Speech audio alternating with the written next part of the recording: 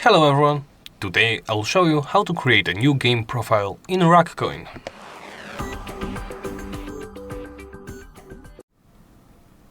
Let's begin by opening the profile menu.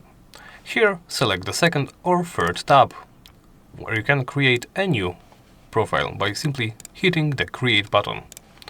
As you can see, here you can change the icon, see the best round score for the profile, amount of wins, highest round, collections, milestones.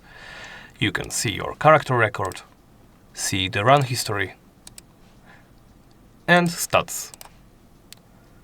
You can also check the other data, as you can see here.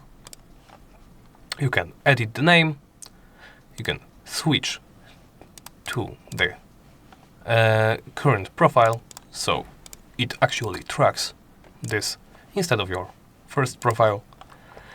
You can of course always reset it. This will reset all progress on the profile. You can hit unlock all to unlock all content. As you can see, this unlocked all milestones and all collection items.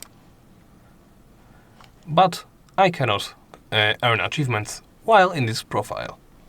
This can be fixed by simply resetting the progress. And, well, that's about it. Thank you for watching, and please remember to like, comment and subscribe.